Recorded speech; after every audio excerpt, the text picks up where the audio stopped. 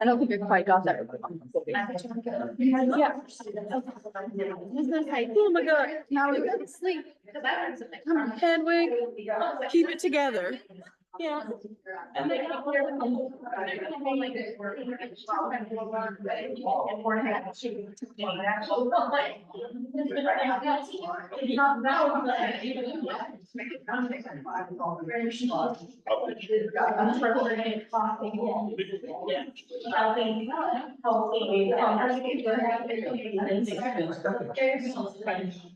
All right, may I have your attention?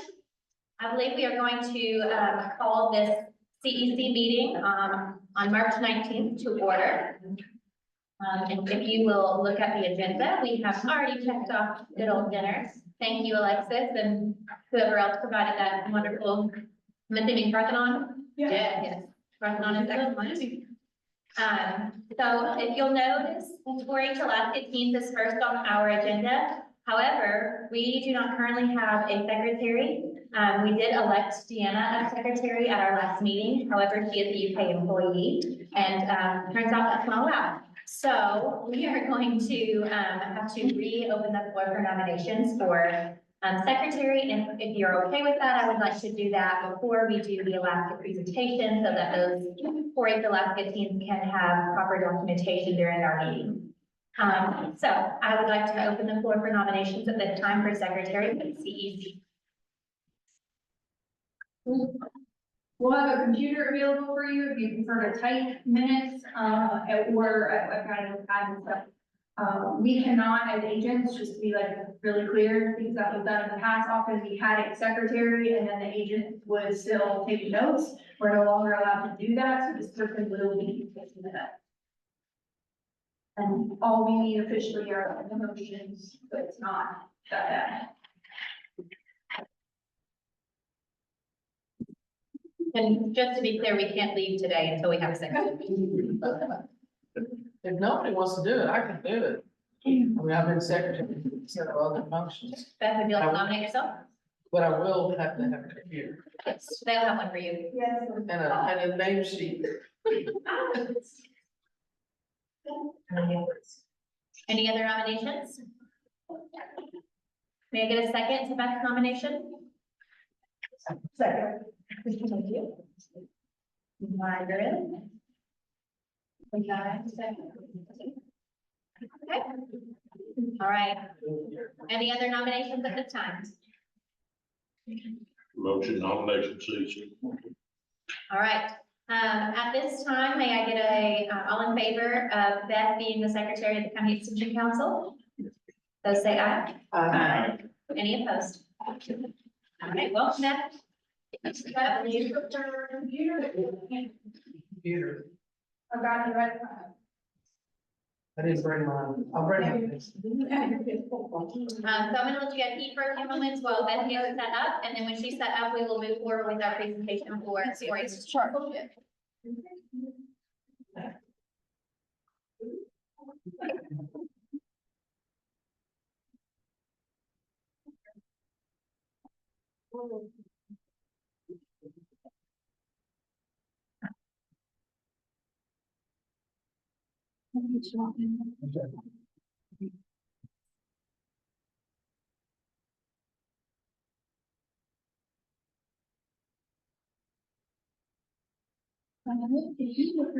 While she's getting set up, let's go ahead and go around the room and just introduce ourselves. Let's tell what category we are from within the extension office, and let's see, a fun fact. Let's see, favorite color. Let's just do favorite color. What's going on that? I love that. Thank you.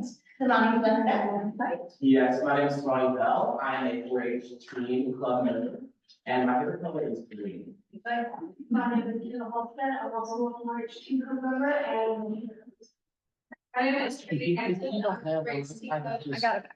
President, and my favorite color is green. Covering and orange is blue.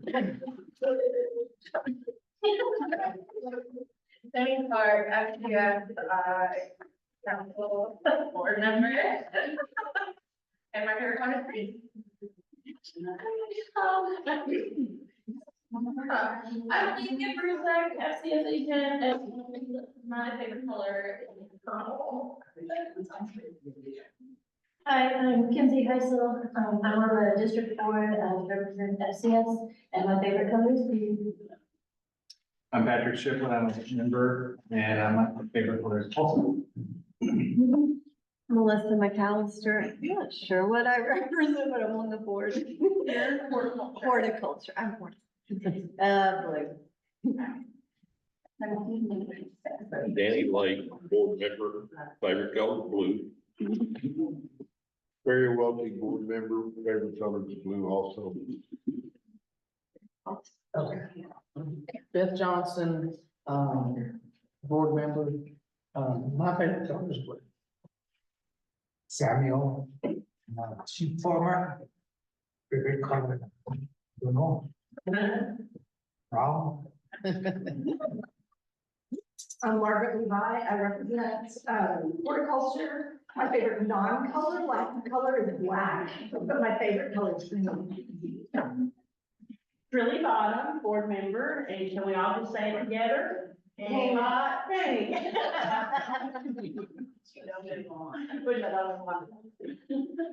Kathy Miles, family consumer science, Freshman mile, green. Ray Graves, A&R, that's the big gray. Graves, get it, Graves. My name is Rita, I'm the area extension director. Of course, my favorite color is blue, but I really don't think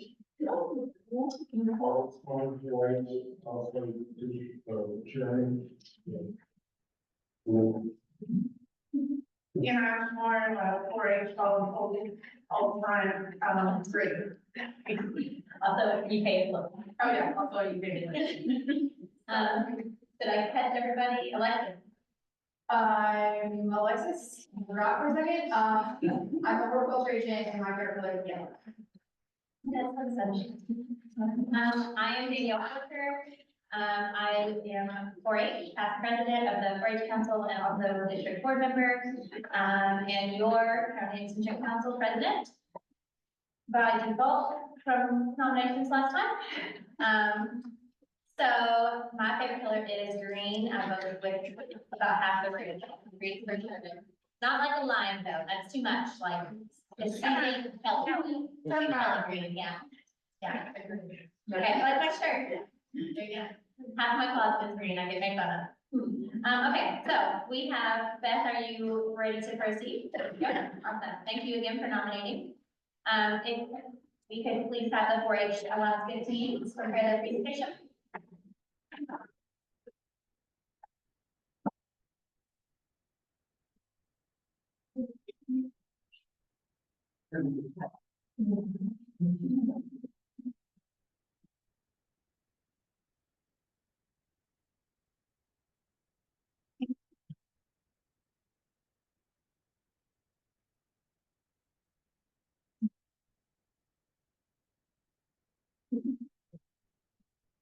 All right, hello everyone. Thank you all for having us tonight and allowing us the opportunity to present for you. So we got back from Alaska, I'd say about 2 weeks or so, and we just want to show everyone we can what we did and just bombard you with all these pictures of the fun stuff that we got to do. So, by the conference, itself that we worked at for was set in Fairbanks. So we spent the majority of our week in Fairbanks. Excuse me, guys. We spent the majority of our week in Fairbanks, and our last day we flew out to Anchorage. We flew out, February the 25th, and we, got back to Kentucky on the evening of March 3rd. 6 Boyle County representatives, traveled with us, and 7 Lincoln County representatives traveled, and then 2 adults from each county. And before we get too far, I just want to reintroduce myself. Devon Bell, I'm the booth chair of our team club. Today we're missing Amy Carr, our vice president, Kate Peterson, and Troy Wisner. I'm Jill Wilson, I'm the secretary. Okay, so We did go down to Alaska for the National 4-H Summit, which was an amazing time.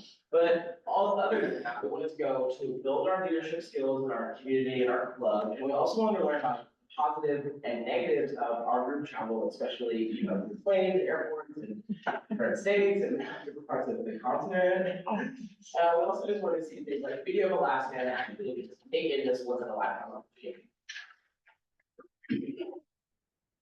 Okay, so of course, this is a big trip. I think we go to Alaska and we've got a lot of things that go into it. So we just want to go through some of the things and steps that we had to take to get there. So first, we presented to the district board and we just kind of explained to them what the trip was and the things that we were doing to get there. And they sponsored our registration fees for the national summit that we attended.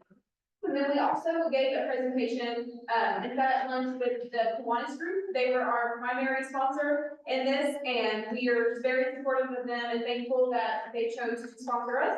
And so to cover some other costs, we were tasked with each of us fundraising at least $750 through business sponsorship. So we did this as a group and individually. So all 6 of us would go walk downtown Danville, strip, and we'd split up and try to ask all the businesses we could if they would help support us on our trip. But of course, that didn't cover it all. We had to go individually and try to pull all the connections we could to raise as much as possible to make this trip the most enjoyable and successful. And then, so in addition to that, we did chocolate sales through Old Kentucky Chocolates, and then we did restaurant nights at Zaxby's and the Pueblos. And so overall, we each went above and beyond our total of $1,500 per person. And it was just great. We were able to cover all of our expenses, all of our costs, and we were able to use some of our money more for souvenirs and things like that. And before we went on the trip, we were also each tasked with presentation ideas for each other. So we wanted to go into Alaska at least having a little basic foundation of some of the culture here, some of the natural phenomenon, and just a little basic understanding of what it was going to be like to travel here, what we should wear, and make sure that we're all on the same page knowledge-wise. So our first day was our flight there. We left our extension offices at about 10 in the morning that Sunday. And we got to Cincinnati Airport. I want to add that about half of us had never flown commercially before, so this was our first time flying. And I don't think any of us had ever traveled to the airport in this big of a group. So flying is very different with a bigger group, and trying to get through TSA and all of that is very different with a big group. And then the people service that most of us have tried before. But we flew out of the Cincinnati airport that morning, and we had a over in Seattle. And then we got to Fairbanks airport at about 2 a.m. Alaska time. So we traveled across lots of time zones, which was an obstacle we had to overcome. But you can see in the top left, on the last day, we had a short flight from Fairbanks to Anchorage, and we got a chance to fly over to Denali Mountain and see that from our plane. So that was really cool, and that was fun. So the first day after we had kind of a late morning, so we got in about 2 a.m. Alaska time, about 6 a.m. our time. We went dog fishing. So if you don't know what dog fishing is, it's basically what they do in Arizona, where they kind of hook dogs up to a sled and they kind of ride on the sled and guide the dogs as they do banded runs. So we got to do it and kind of do like a scenic tour. And it was actually amazing. I loved it. The actual place that we went to was amazing with their dogs. It's crazy how much knowledge that the actual dog fishers know. We had probably like a 20-minute talk about how this dog is like this dog, and this dog can't run with that dog, and these dogs are siblings, but this one's named that one. And it was very cool to see how they connected it like that. So this is our group. We got to pair up and go on these nice scenic tours. I'm not a dog person by any means at all. Like, it was so much fun to go see them. But it was weird because it was like just a big part of in front of this place. And there was about 20 dogs chained up where they could walk in a perfect circle, and they had a little house. And there was about 3 or 4 of these. It would be the weirdest thing in Kentucky to see this. But they just love the snow. You could really tell. And you would think that they were so cold that they just loved it. A lot of our people just loved playing with the dogs. They would get up and dance with Andrew, and he's tall, so you can tell how big the dogs were. It was just really weird how I thought about this, just because you could see like their frozen pea, and then also their slobber, we get all those freeze. I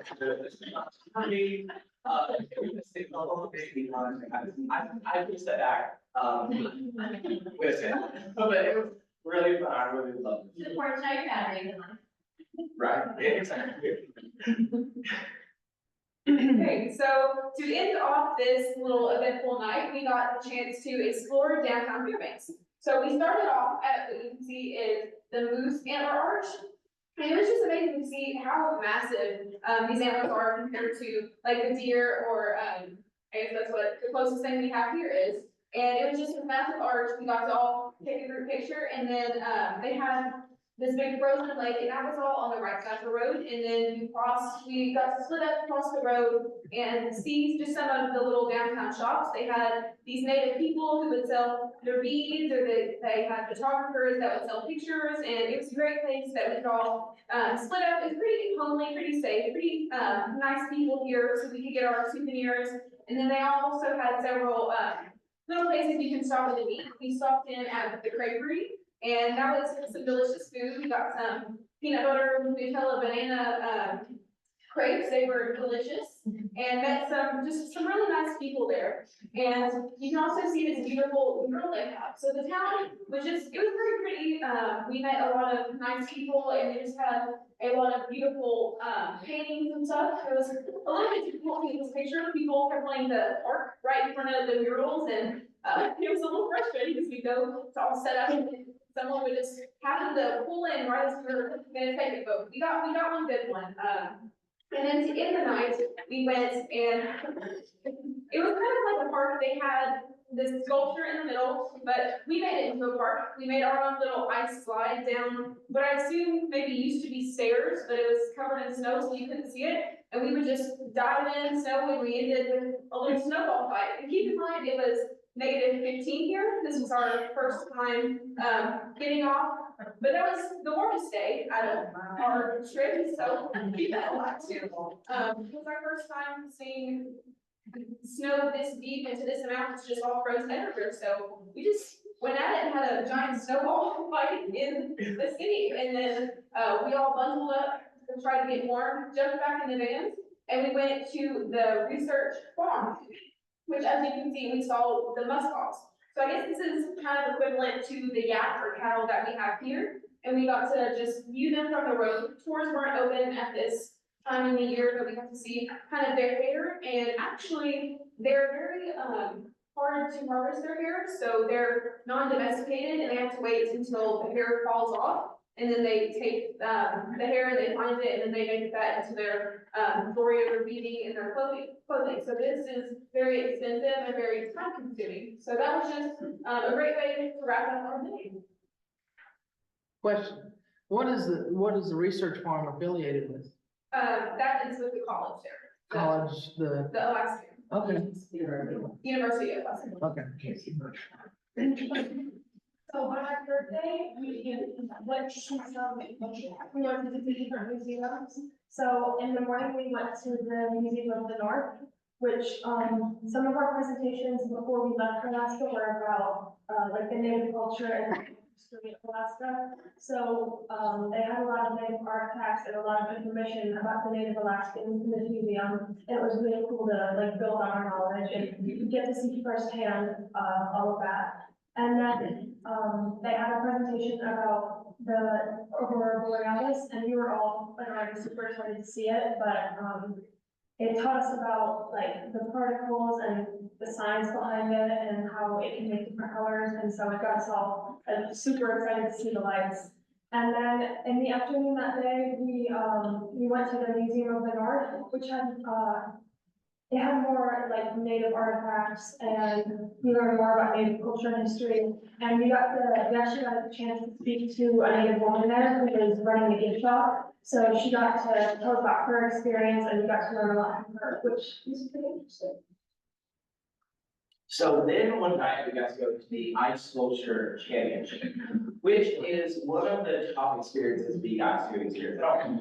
So if you look at the park, Hampton Park was the actual Ice Sculpture Championship, which they hold every year. People come from all around the world. I'm pretty sure there was Kentucky that weren't us, that were there, sculpting, and, they have little school maps where you can see where everyone was from, and there was a lot of like local Mexicans that happened for us. Every week they actually have content, you got to see who's been winning, and then, we got to walk through as some of them were finishing, and we got to see them like clean it up and carve it out, we got to talk to some of the artists about where they get inspiration from, and, how they kind of pick the people that they sit outside for 3 days with, they carve out ice, that was really fun. Some of our favorites were like, this one I like to get like a Wizard of Oz kind of deal, there was roller skate, there's some fish, just the coolest things. And then the other half of the park was actually kind of just like, a park for kids. We had the best time, you got to rent sleds, we got to like race, and we got to go down this like big whirlpool kind of thing. And they had a lot to experience there. They also had a lot of art that we could see, and they worked with a lot of LED lights, as you can see here and out here, where the ice at night is just white and clear. They got to use the LED element that really lit it up, and you got to see it from afar. I think that was one of the funnest nights.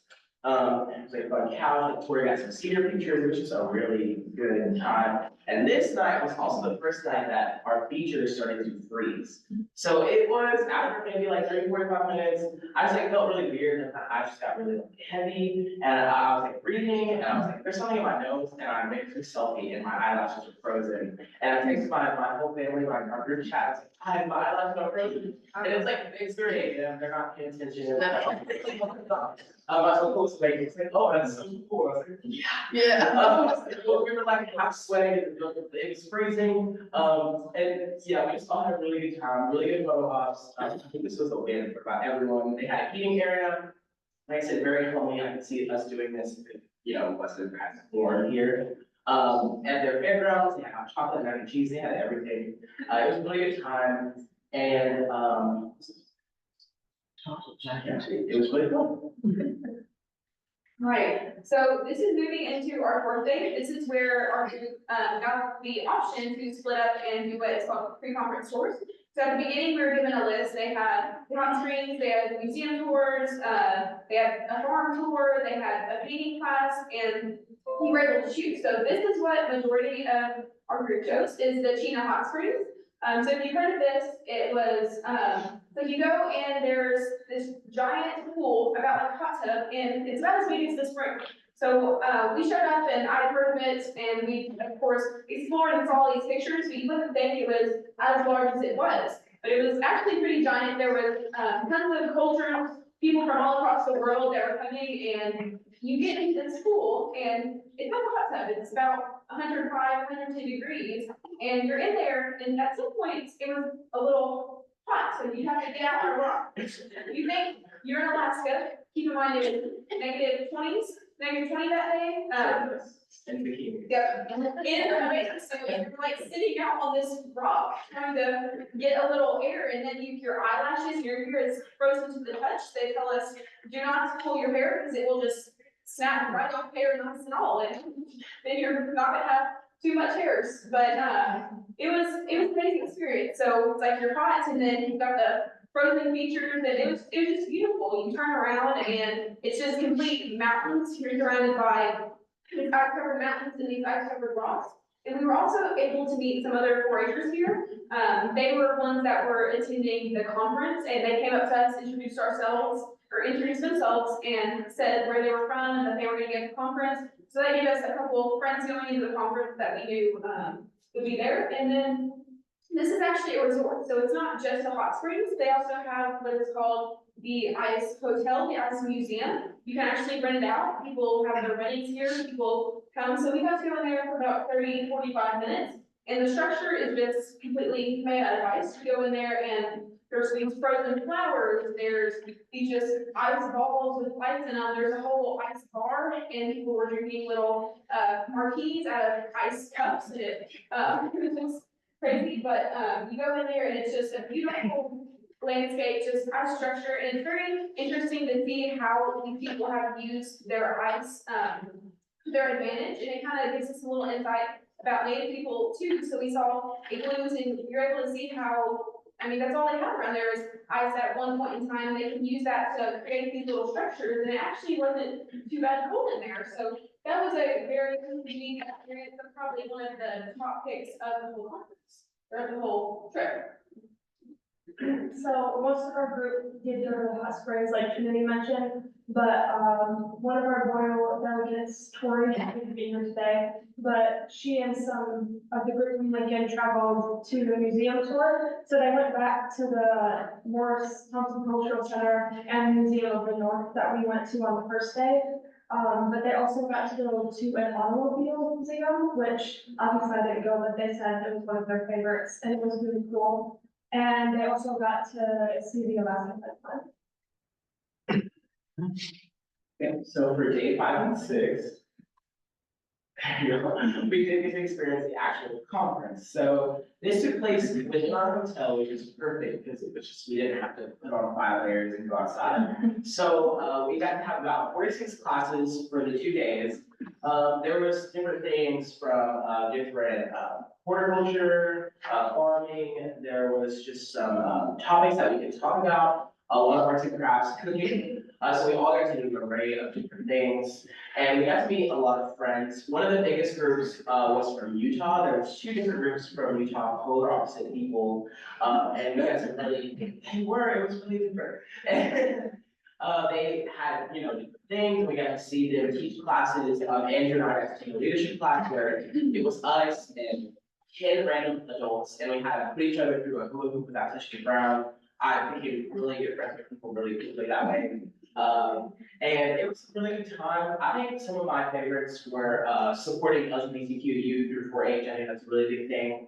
Needle felting is one of my favorite things. Yes. I'm gonna talk about this back. I'm so excited. So we got to do needle felting and wet felting. So needle felting is just when you get the people that taught this actually like harvested it themselves and they dyed it and they put it together. So I got to make like a little cute like pink and green mushroom. It was so much fun, so relaxing. And then the class after that, I did wet felting, which is when you just take the wool and the needle and you add water and soap. It's a very long process, but it's really like rewarding after. So I got to make one of those like dryer sheet balls. But you take the wool and you do the needle felting. What happens is like as you push it, it becomes like stronger and stronger and more firm, so you can make things. So then you do that and you add water and soap and you just like rub it in your hands and it becomes this like thing. So you can't see it here, but there's a tiny little green clover there. It took me a good 10 minutes, but I loved it. We all loved them. They were the cutest couple. I just loved them. We got to learn about Alaskan sourdough. There's so much sourdough history through Alaska. We got to bring some back. I was able to surprise people with that. And also for this class, we got to eat reindeer. Guys, it was so weird. It's like growing up, I always had like boy, you took off like the red part, like the Americans always did that. But this, it tasted like you like fried it and left the red part on, like with this kid. So we had reindeer meat and sourdough pancakes, which actually was not that bad. It's a little greasy for my taste, I want to do it again. But I'm glad I tasted it. It was good. And then here, we kind of wrap it with some a dance. And the beautiful people were really into swing dancing. Like, I'm not gonna bring it out today, but if you ask me, we can have some swing dancing right now, I promise. And then we had like a little dance, it was fun. We got to say our goodbyes, we met them so quickly, like we really did create a lot of friendships through that. And the conference overall was really fun. Alaska has a really good 4-H community that I love, that we got to meet them so quickly. And yeah, that was the conference. Okay, so this was our last wrapping up day. We took about a 1-hour flight from Fairbanks down to Anchorage. And at this time, there was 3 big events going on. So first, there was Iditarod. You all heard about the big sled dog race. And then there was also the Fur Rondi, which is this kind of like a festival sort of thing. And then there was what's called the Run of the Reindeer. So starting off, we got straight off the bus, we got to watch, I think about 3 or so sled dogs take off. And actually, me and Bonnie got one of the little dog booties. We were going by and they just chucked it out. I was like, what just hit me? And I picked it up. Like, oh, there's a free souvenir. So that was pretty neat. We got to just see some of the bushers and everyone was so happy, cheering them on, yelling, screaming. And it's very, very fun time, very homely. It just felt very exciting. And you can see at the top, our whole group got to take our picture by the start of the Iditarod as well. And after that, we were able to kind of split up and go, our own ways and explore the town, get some different things like that. There was, I think we saw as many furs as we've ever saw. There was fur shops and they had about everything you could get in fur. We saw one man walking down with like this big coyote that goes all the way down to his feet, fur boots, for everything. I think he had an item of clothing on that wasn't fur. So, and that was normal. There were several people around with just all these furs and it was amazing. But, towards the middle of the day, we got to see what's called the run of the reindeer. If you've heard of the run of the bulls, it's about like that. So people signed up and everyone's super excited. You've got people in onesies, you've got men in like bikinis out there in the negative 10-degree weather. You've got people bundled up and they just let you loose and then it's all the reindeer and they run right after you. And actually one of the ladies, I don't think she was necessarily supposed to, but she was like, come on guys. And she let 4 of us jump in, so we got to run in the reindeer race. We got to get in on it, and then there's just all these reindeer flying past us. It's on Facebook, so you'll see us running the reindeer race. You get to see that, and then to kind of end up the day, we went down to the Furrondi, and so it's like a little festival, like I said, it's kind of fair. They have the fair rides you can pay for, and then they have what we is the method talks. And we were really looking forward to it, but when we went down, they were kind of shutting it down. We didn't get to get Kim on there, but we did get to get at least one Boyle County person. Kate got to get on there. And so it's this native culture thing, and it's a blanket made out of walrus skin. So it's very firm, and you have this native man who leads it. And he says what the equivalent is to 1, 2, 3, and there's probably about 50 people around, and then they, on 3, they chuck, and the person goes flying, and then boom, they land right back down. So, it's just everyone was, I don't know, there were people surrounding everyone, and hooting and hollering, just a great experience. You got to meet some really nice people, and then me and Lonnie had the opportunity to go on the Ferris wheel, and this whole little town is surrounded by mountains. So you get to go up and there's just these beautiful ice covered things everywhere. Probably my favorite Ferris wheel ride I've ever been on. So got to check that off my bucket list, and just overall Anchorage was beautiful. It's a lot different than Fairbanks. So it was warmer. It was -10, but it didn't feel like it because they have wind. And then some also differences, it is a lot more rocky mountainous, whereas Fairbanks has it's a little more flatter, and then they have more trees, but it's not completely flat. When the first day our van did get stuck going up the hill and we had to wait, there's a picture of us all pushing it up. It did not work. We had to wait and get a tow truck, but you know what? We made it. We were all pretty happy on the first day, ready to go. So that kind of concludes each of the day of our first solution. We'll go into So, I had a lot of different foods. The money kind of stole my bit, but, at the hotel we were staying at, they had the reindeer sausage, which I'm pretty sure it was all of our first time trying that. So that was really unique and cool. They have a lot of Thai food in Alaska.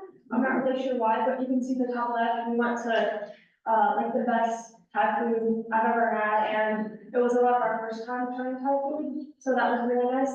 And then they also are really big on pizza in Fairbanks and Anchorage. And again, I'm not really sure why, but they have a lot of local pizza places, so we had some Alaskan pizza. And then you can see on the right, one of our classes for the conference was a cooking class, and the lady who was teaching it, she had us like blind pick ingredients to make a skillet, and it kind of taught us how to like work with our ingredients and work with what we were given to try to make a meal out of it. Kind of like the Native Alaskans had to do, they had to work with the resources and work with what they had to be able to like make ends meet. So I thought that was pretty cool. So the big thing that we went for was the Northern Lights or the Aurora Borealis. So funny story, it's really kind of hard to find. The county agent did a lot of work to try to find these. She was in a Facebook group and she was watching like a live thing. Fun fact actually that we learned in the museum is that the Northern Lights actually are mirrored to the South Pole. So all of this is also happening on the opposite side of Earth. Fun fact. So again, funny story, we were planning to go out at probably 1 or 2 AM. I know it was really weird, but 1 or 2 AM, we were gonna go out with the bands and go around and go look for them. We were all playing bingo, having games, having a good time, and we all got a text to come to the lobby because the Northern Lights were out. It was the fastest you've ever seen 10 people get up out of bingo and jet out of this place. We were in the lobby 5 minutes, all of our layers on the our stuff ready to go. We were so excited. We ended up a mountain. It was about negative 37 degrees. It was, my thumb was barely working to take the pictures, because my gloves were failing me. But we got to see them. It was really weird though, because when you look up, the sky was just dark. You might see a hint of gray here and there, but when you get your camera out, all of the lights like glow, and it's a really cool experience. We got to like stop and get out and kind of check them out. We got our pictures. We even got to see some constellations. I got a really good picture of the Big Dipper. You can see it perfect. I told my dad, I was like, I need a good phone to take all this trip. So I'm so happy I got a good phone. But we got to see really good pictures. We got to get a lot of pictures, and it was just really cool. I think that we can say that we saw you got to see person. Right, so this was a life-changing experience for all of us. It was probably my favorite trip I've ever been on, especially with 4-H. I mean, who would imagine that one day we'd be able to go to Alaska? So we would love to share all of our information with whoever we can. So you all are our first presentation, but our plan after this is to just go around, whoever is willing to listen. We want to tell them all about our trip, tell them the opportunities that 4-H has given us and how the conference has bettered our leadership skills and just the whole experience, how we've become closer friends, and how we've just been able to spend all of this time together and just the fun that we've had and the things that we've learned. And so through this, we also want to mentor to the younger people. We would love to have them sometimes this summer. We want to partner with the Lincoln County people who came and put them in some classes. So hopefully you all have learned something today, and we want to be able to teach all that to them too and provide more of a hands-on thing. So throughout the conference, we were able to learn different ways to implement this with young people. I learned a lot about animals and animal biomimicry and microbiology, and how people use animals to bring that into our infrastructures. And I think that would be a very neat lesson to teach younger people. And there's the cooking, you can teach them about Alaska cooking. And so we would love to just show all of our Alaska stuff to the younger people and help inspire them to grow up to be leaders and hope to achieve things like this one day.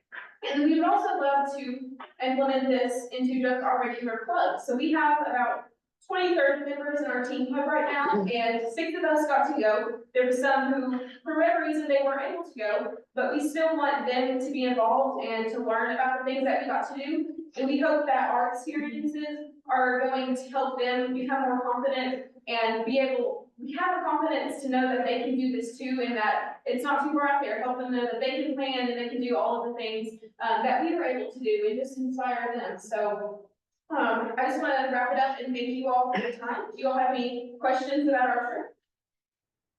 I'm magnificent. Thank you. I love something. Something about your hair and then. It was so cool because my hair is very coily. But it was like perfectly each piece had a piece of ice on it. My eyebrows, my eyelashes, it was amazing. Another girl ended up having, I think she has faux locks, which is when you like braid your hair and then wrap it in hair. And they were this big, amazing, beautiful piece of hair. Hers froze, she kind of put it up. And that was so cool to experience with different hair types even in Alaska. All of our hair grows differently. One of my friends, like she dipped her hair and then the whole time she kept her head above water and it froze perfectly and she had to post dye it. And it was really cool. I thought it was really cool. I wish I could show you pictures. I'll post it at some point.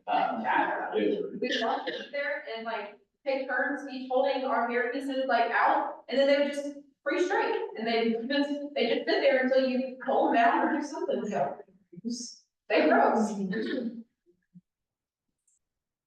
Well, anything else? All right. Well, thank you all.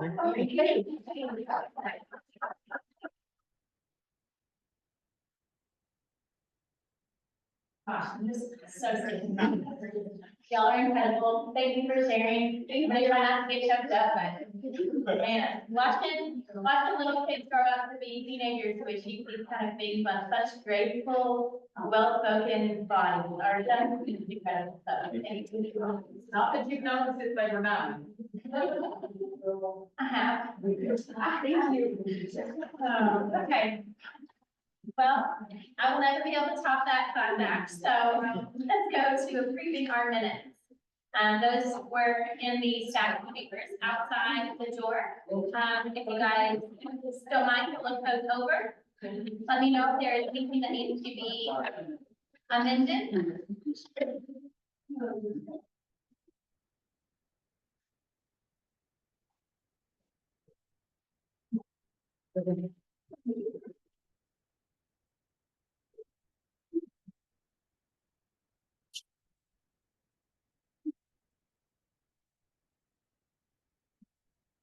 They are the illegal minutes from the end.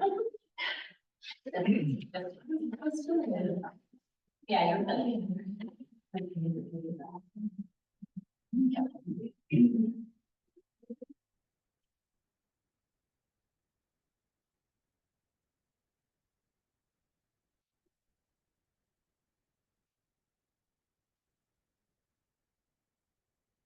Once you've got the opportunity to look through them, I will entertain a motion.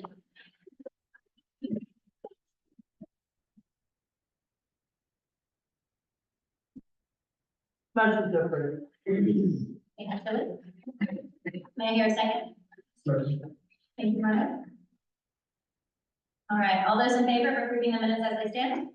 Aye. Any opposed? Motion passes.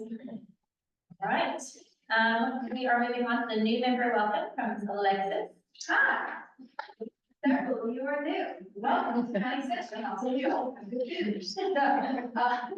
least we tried. So thank you all for being here. I know we've got new members, we've got some members who have been on, you're finishing up your term here in June, some people in discipline. And so I just wanted to, part of what we're gonna do tonight, of course, is plan of work. And so it made sense to talk a little bit and combine the idea of your role as a county extension council member with plan of work. And I always find it helpful to look at some flow charts. And so I just wanted to show you all kind of where county extension council fits and all of the weirdness of how our hierarchies can be. And so the state extension advisory council, we have a local member, well, she's in Mercer County, who represents our area, who's Wendy Hood. She couldn't be with us tonight to give regards from state extension council, but we've had Boyle County people on there. They just met a couple weeks ago, Rita, is that correct? They met a couple weeks ago, and they sort of give reports to main campus and some delegates and things like that about extension and ways to improve the overall system. But you all are Boyle County cooperative extension members, and so you are under county extension councils. And so from that, we pull, like you all said, which area you represent. Some of you may be on those horticulture councils or 4-H council or whatever. Some of you may not. You're at large members, you're coming in and you're giving a point of view that no one else in the room might have. And so we all kind of fit together. Extension District Board, then many of you on here, in here are Extension District Board members. And so board members, as you know from last meeting when we voted, come out of Extension Council. So Extension Council is meant to represent the county as a whole, as best as we can. We divide you up around the county. Everybody who lives in a different area, represents something different, has a different point of view. That's the goal there, so that we feel like we get a full perspective on what we should be doing as county agents and as your Boyle County. So, jumping in here. All right, so we're gonna talk about, when it pulled up, Advisory Council Extension Plan of Work, and I'm gonna breeze through these a little bit quickly because I know it's typically it's semi-decent outside, except for the wind. So I'm gonna breeze through this a little bit more, but please feel free to ask questions if I go a little bit too quickly. I really want to get to the meat of what we're here to do, so that we can get some really good input from you all. Okay, so, we have just over about a year in our current plan of work. We do these about every 4 years, so our brand new one will roll out, actually next July, but we start planning now because that's really important for us to gather as much information as we can. And so we really try and get those local levels. We start, and we're gonna get pull a lot more information hopefully out of you guys, tonight. And so this is where we set our goals and anticipated outcomes. Why do we do this? Well, you all pay for it. So, is when it comes down to it. So county tax dollars, we call this sort of like a contract with our community. And we want to make sure that we're doing what we're here to do. So we need that local input, to make sure that we are doing that as a public agency. We assess and identify issues, we prioritize those issues, like we did last year, we had 1 year, 5 year, 10 year. We're gonna go through that tonight again, in a little bit of a different format, but that helps us prioritize and plan. Implement those plans, you all help us with that, right? There are volunteers in this room, there are Calvin volunteers, 4-H volunteers, homemakers, all that kind of stuff. You all help us to implement those, and to communicate those outcomes. Yeah, I saw you were teaching at the library, I think that's really great. Okay, good, we'll keep doing that. Those are the types of things we need to hear. And so we do that through assessment. So if you all remember, I guess it was last October, we did a big assessment, and that's part of that big 4-year plan of work. The entire state did an assessment, every county did. We had, I don't know, over 300 or something like that, I think. We don't have the results on those yet. We're supposed to get those in April. So when we do, we'll be able to report back to you all on that. But the big plan of work things are gonna come out of that giant assessment that, what was it, 35,000 in the state of Kentucky assessments done. And so it'll come from those numbers for Boyle County, and then it'll come from you all. So thank you for filling those out. It is really important, and it keeps you from yelling at us if we don't get enough community involvement. So thank you for helping me not get yelled at. Sorry. Prioritize and plan, like I said, we identify those key issues, we plan around that. You'll see how we've done that here in a second, so it'll make more sense, I think. How we implement those, how we market those, and we really like your support. So, when someone goes, wow, it'd really be cool if we had a beekeeping class around here, because how many times has anybody said that to Alethea in the past 2 weeks? And we've been doing beekeeping classes, so that's your opportunity to say, oh, they do those at section office, why don't you call them? We don't expect you to know every single thing, but it would be really great if you do know. If somebody goes, oh, I have a call, someone wanted to know about a tree, and while he was talking to me, he asked me about sculptures and how to make sure the limestone sculpture could be set outside. I don't know about sculptures, but guess what? I got his info. So if you hear things like that, you think we might be able to help, please make sure you're communicating in that way. And then we do some evaluations and interpretation, and some of that will come from you all, as you're gonna see here in a second. So sort of our next step here, like I said, this is our final year of our current work. So we're really working towards getting that, input. It's a total overhaul. So every year we talk to you guys, and it's just little changes. Sometimes you go, oh, well, there's no longer a problem with beekeepers because Alexis has been doing beekeeping classes, so she can take a year off from doing that, or something along those lines. But every 4 years is the big picture. All right, the overarching ideas, we call those our major areas of programming. We fit every little detail thing underneath those major areas. We'll do that part. We'll put the pieces where they need to go. We just need you to give us the pieces. Here is the timeline for that. Like I said, a lot of what we're going to talk about comes from those big numbers we're going to get. So this is our, we're going to be overwhelmed here shortly with redoing everything.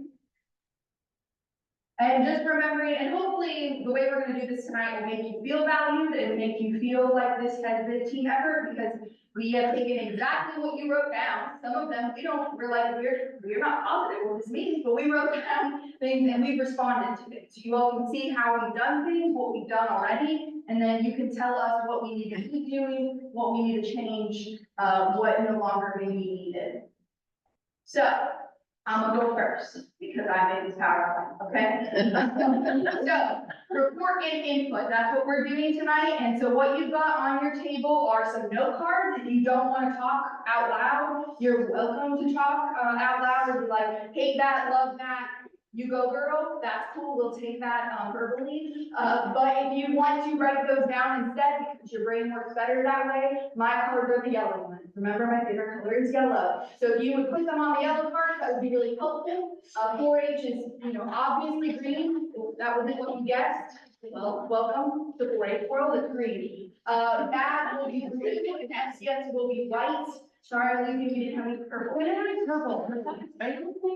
So, you're welcome to put anything down there, but we would also, appreciate you engaging verbally if that is best for you. So, specifically, I know this is hard to read, all right, it's small, but we wanted to get everything on there that you all want to that. So, talking about 1-year plan of work, the black is what you all wrote down on our sticky sheets, the red is how I responded to that. So for my 1-year plan of work, you all said you wanted budgets for small farms and new farmers, okay? Well, Tyler and I did the beginner farmer series last fall to address that issue, and we had all of these classes, which included business plans and record keeping, funding options, farm design and layout were the ones that we had, and we had good attendance. Samuel was at all of those, but we had some new people come in, and some people who have been farming for a while, and they were like, my record keeping isn't great, so they took some classes. So that's how we addressed that. And that was well received. Classes for non-green thumbs. I don't believe that exists, okay? So first of all, there's no such thing as a brown thumb or a black thumb. But I offer a variety of different levels of my courses, and it's, really specific. So like, we did a mushroom class, and it was like, you don't have to know anything about mushrooms when you show up. I will teach you how to do that. Patrick was in that class. Patrick, did you get mushrooms? Just say yes and lie to me. I did. Okay. And so we did a mushroom class, right? You never have to do mushrooms. You don't have to have a green thumb. When you show up to my classes, I can help you through that. So continue beginner canning classes. I think that accidentally gone on my sheet. Alicia does that. So how to keep plants alive. Again, we went through those beginner courses, and we have some next level ones that go along with that. More trees. And what do we do with the trees? Well, we have a partnership with the city. I work on a grant, the KU Plant for the Planet grant. We've planted well over 100 trees since I've been here. And we're starting a mini arboretum out back on the walking trail where people will be able to go see cool trees and be like, I wonder what this is. And there'll be a code for them to go find and be like, wow, this is a willow oak. What a cool tree. I'm gonna go plant that at home. And so that's part of that. Elementary school planting sessions, to be determined. We're working on that. I am not a kid person. So kid comes to me and says, I need plant things for this age child. And I go, okay. So I found a gate where I've had some teachers reach out to me. So we're working on that. Bee friendly and bug education. Like I said, we have 4 beginner beekeeping courses offered. And those were so popular, we had 60+ people usually at every single meeting. And so we started a 2.0 series. And the first one was last week, and we had 45 people. So I think that was really great. And those are all free classes. And then permaculture and victory style gardening. We did, I do a podcast like I told you guys before, so I've got multiple episodes on those specific topics, as well as doing native landscaping, farm design, and layout classes, things along those lines. And then freeze damage was very specific, but we do a lot. If you don't follow us on Facebook, Boyle County Horticulture, I do a lot of social media posts for things that are kind of instantly you need to know, those really quick things, as well as putting things in my newsletter. For 5 years, how to expand on existing ground was one, and so I'll do more classes on garden and prep. And like I said, I've got another 56 podcast episodes recorded and out there for people, so there are a couple on these types of things already as well. Composting, I do a composting class every year. This year, it's going to be in October, and it is on alternative composting for small scale. Primarily, and I also do radio segments. So if you don't listen to Boyle County, because all of us are on it, once a month on the radio station, you should listen to us at 7:30 in the morning, because we talk about really cool things with Joe. Parking lot art. Y'all listen.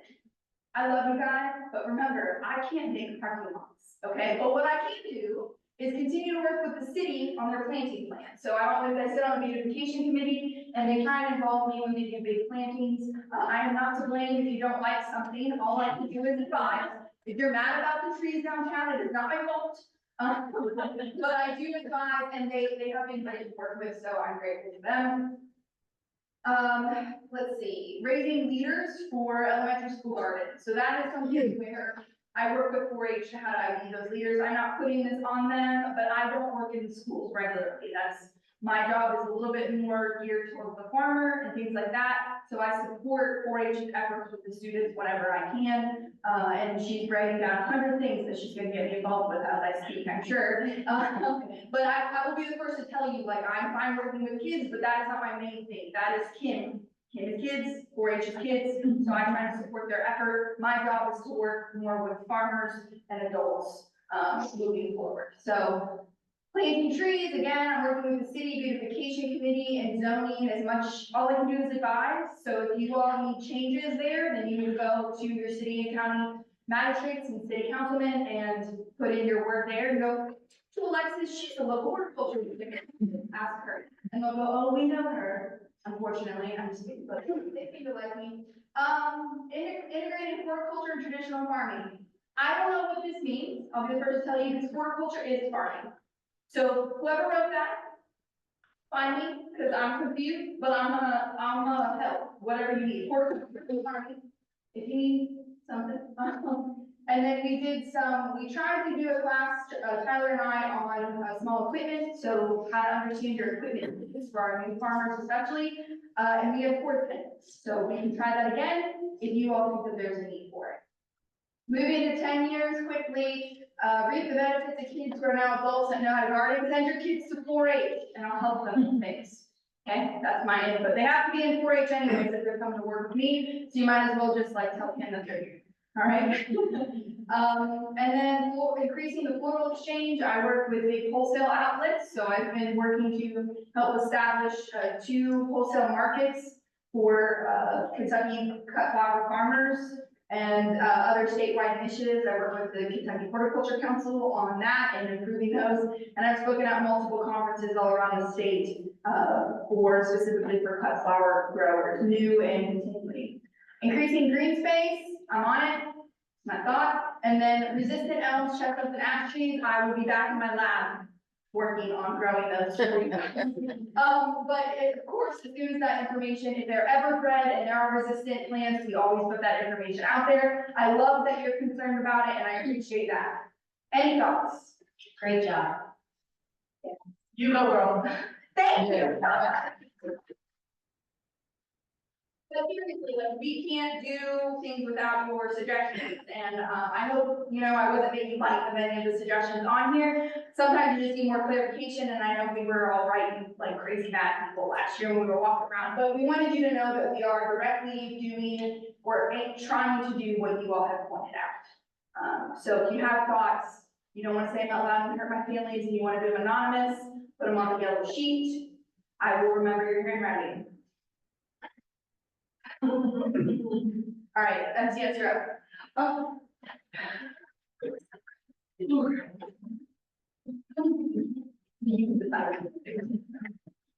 By the way, I forgot to mention before, if you all want these in print, we did not print them for you. I have some copies. I'm happy to email it. I have some copies already printed if you would like them, but it didn't feel like something that every single one of you would want to show when you study. It's a lot of pages, a lot of paper. And so, but let me know. I do have some copies already ready to go. Alright, oh, okay, It's very small, because we are doing so many things. true, Alicia, FCS agent, so I just kind of did with, we took all the things that you had written down for FCS plan of work, and I just sort of wrote out to the side and read what I've either done or tried to do or will be doing in the very, very near future. So, year 1, let's see, safe storage of meds and firearms. I used to do, well, we have a series of classes at the library called Adult How To, and one of those classes was on safe storage of firearms, and that was very well attended. And I'm glad to offer another class I had. And his name just escaped me. He works with the Danville Police, and he came and he led that, training. It was really good. And, of course, I'd be glad to do something with safe storage and disposal of prescription medications. Usually whenever the sheriff's department and stuff has that, we just promote it and direct people to them, you know, because they're doing that already. And then, QPR, that's suicide prevention. So I've offered the QPR training to the Farm Bureau Women's Committee. I've also tried to do 2 general public workshops. People want to come talk about suicide prevention. So, what my new plan for that is to go to groups that are already established, like your, you know, like this wonderful organization. I'm gonna do QPR at the June, CEC meeting. Okay, well, we'll talk about that later. Yeah, we're gonna do that. We're gonna do that. You're all gonna get trained. Would you like a professional volunteer for that? I got you. Right? I love that. Yeah, but, that's something that, is really important, but it's hard to get people to come out to, so I'm gonna try to approach that differently. Let's see, financial literacy for youth. A few things that I've done, Boyle County High School had a thing where they brought all the seniors out here and they did this big event where I got to have a whole lot of 20 minutes with them to talk about budgeting and understanding credit in 20 minutes. Yes, I did, with the entire senior class. So I said the same thing 7 times in a row. It was good. They learned something. I wish I could have gotten more time. So if anyone knows how I can get more time in schools to talk to students about budgeting, because they don't get that in school and they need that because it's real life stuff. You know, I'd be glad to do it. Let's see what else we got here. I straight did not know what you meant by craft business training / development. So if anybody who wrote that or knows who wrote that or has any ideas on what that could mean, just let me know. Health and wellness, of course, that's my bread and butter, pretty much. So in general, always promoting healthy eating, nutrition, physical activity, mental health, things like that. Trying to get a walking club started. I mean, we've got these nice trails back here that are safe and dog friendly and awesome. So just trying to get that word out there and, doing some healthy relationship classes and support groups and things like that as well. How to start a homemaker group? No takers for that. I have no takers, none. So if you would like to start a homemaker club, it's actually not that difficult. I'll tell you the rundown right now. You come up with a name, you come up with a day and time that you meet. You let me know that information and I'll put it in the newsletter. And then that's it. And then you get your friends together and you hang out and you do whatever you want. Honey, I don't care, do whatever you want. I'll provide you with some educational stuff once a month, but other than that, you can hang out, you can talk, you can eat, you can sew, you can knit, you can do whatever you want. You don't have to do any of that. It's fine. That's how easy it is to start a homemaker club. For more information, please let me know. Adulting 101, for youth, adults, for young adults and youth parents. So, Brian, get started. Do it, please.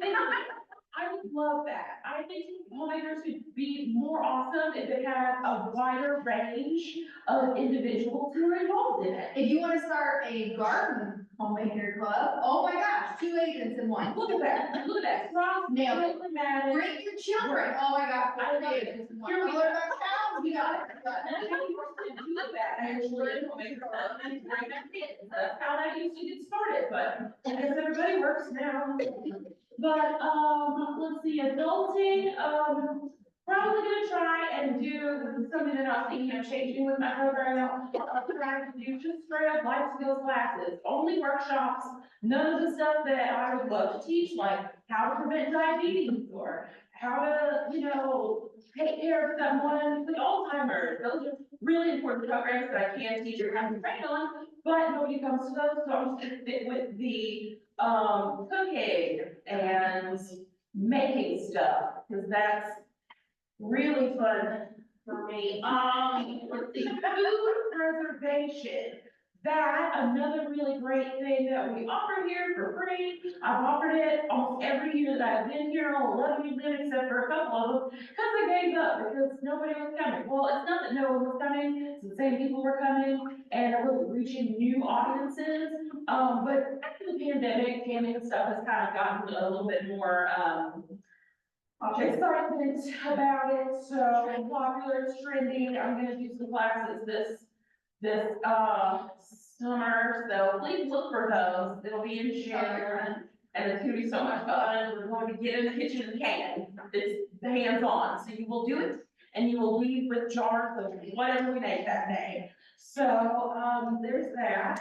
How to start a family tree, so that's some of the stuff that, I've done with like homemaker reader lessons. We had recently how to, transfer cherished possessions, different things like that.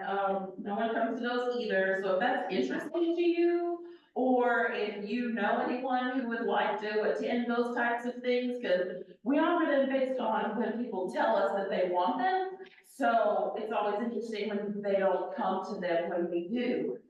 So if you could help promote, that would be a really helpful thing for me. And quilting and sewing, of course, has been rolling.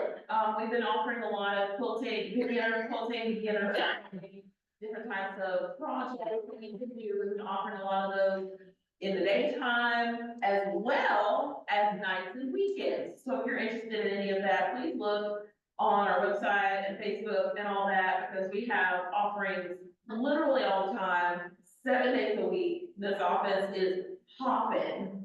And if you don't believe me, just drive by here on a Saturday. Try this Saturday. There's a quilting class, there's a basket making class, and there's something else going on that I don't remember what it was, but the parking lot will be full.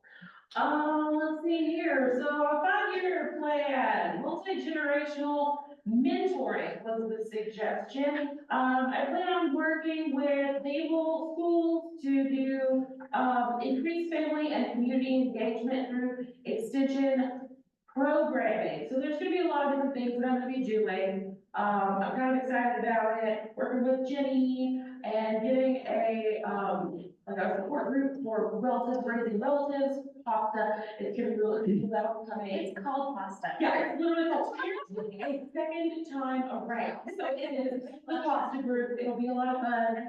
And yeah, we'll have to make pasta. Definitely. There's gonna be different pastas every time. I'm here for it. I'm here for it.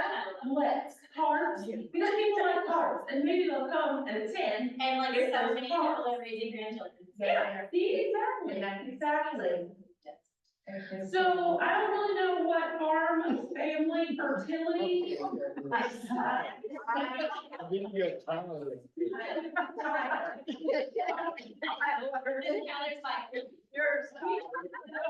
In a lot of different ways. I can make it disgusting if you want me to, but I'm gonna go with that might be something Tyler knows what it is. And then we reservation sustainability.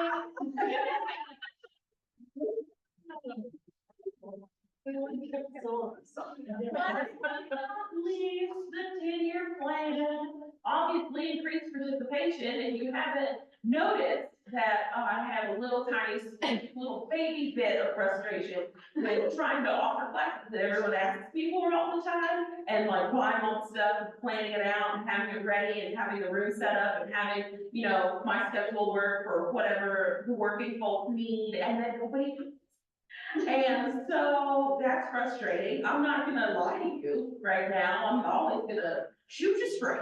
But I'd love to increase participation in programming. We offer a lot of these programs for free. This is why we're here. Part of it I kind of think might be awareness. So you wonderful people who know more about extension than most people in this community because you're involved, you're here, you know us, you know our programs, you see what we do in the community, you see how far we can reach with our programs. Could you share that with other people who don't know anything about extension? Invite them to a program. Tell them about a program. Tell them about the resources we have here, because it is maddening to work and do this and no one show up.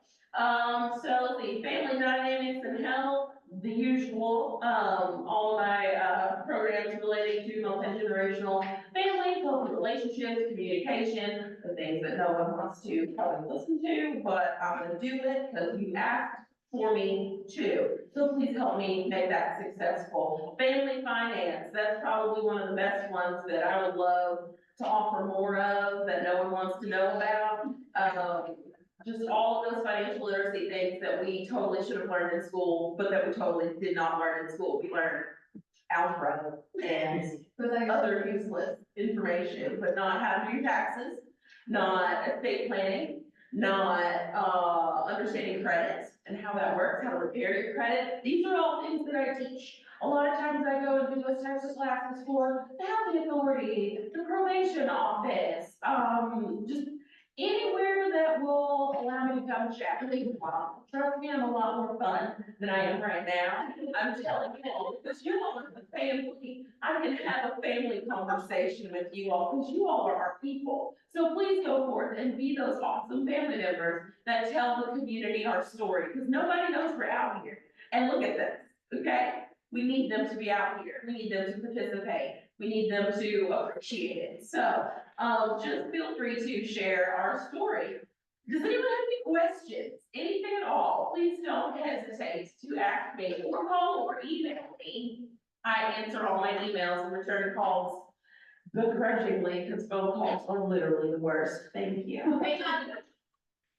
You go wrong? Thank you.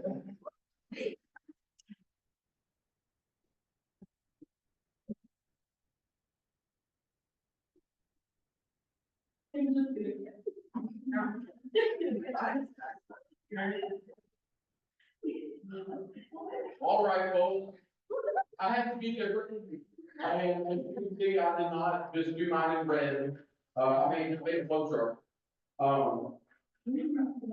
And, you know, it's pretty easy. Well, you can't really see the heading on there, but I'll walk over here. This is what you wrote. This is my action towards that, and then it just keeps following that right down the line. Okay. So you want to know about nutrient management, and well, we worked on this. This was at our area training meeting, as well as the collab with the Boyle County Conservation District with their nutrient reduction program. We had Dr. Grove come up from Princeton for both of those events. At the training meeting, he gave a talk about managing your fertilizer dollars. So make sure we're managing our nutrients responsibly. Best practices for enterprises, well, pretty much all of our programs focus around BPMs, or at least in some aspects. Communication across the ag community, we have a monthly newsletter, or at least try to have a monthly newsletter. I know this year, the first newsletter got kind of smushed together for 2 months, but we have an active Facebook page as well as Instagram, if any of y'all are on there. And something that I'm personally proud about is we're finally getting the A&R website revamped. It's taken a lot of time and effort, but we're getting there, We're getting some pages that focuses on the groups that I work with, as well as some information about what we offer here, some services. So hopefully folks can find that online. Working with the investment youth sale, I currently sit on their board. As a matter of fact, last night, we had a board meeting, so that she's on there, she can attest to that. And this past fall, I went through and graded their, well, not graded, but you could say that, evaluated their record books. So really outstanding record books, really outstanding use of that program. A podcast geared for new farmers. Me and our agent counterpart in Scott County, we've tried this, and then she decided she's gonna go get her master's in ag. Okay, so we will resume that, but it started, we sat down with Bob Hall last year, with all Waypeas to talk about him and what's impacted him and made him successful and what advice he would give somebody starting out the end. Cover crop usage. This was something that again was addressed through the Nutrient Reduction Act. Dr. Grove also give a split talk on soil health and cover crops. their safety training for new farmers. This is something we, like Alexis mentioned earlier, we tried to do with the beginning farmer series. Especially with the meeting your machinery needs, something we tried for. And we're currently working on that with Farm Bureau as continuing to scale off the farm safety trainings. But some of you might know Dale's pretty hard to get on the calendar. Get on this calendar and you have to nail him down about a year in advance. So hopefully he'll be coming back sometime this year. Teach you the true value of farm income. I work with the schools, not as much as Camden 4-H does, but if the schools need something, of course, I want to be there to support them, as well as the investment youth sale group, and I work with 4-H, whenever 4-H needs me to do. Whether that's evaluating some of their speeches or demonstrations, I think it's next Thursday, they're gonna have me come and teach softball for their team. So I do work with students, it's not as much as 4-H, but I do. And then increase hydro awareness. I'm not sure how to take this, but I currently sit on a few boards, and I've had several speaking engagements, some with the Rotary, with, Leadership Boyle County, and then next week, me and Alexis will be speaking with a leadership group from all of the schools in Boyle County. Some of the high school students. So we're looking forward to that.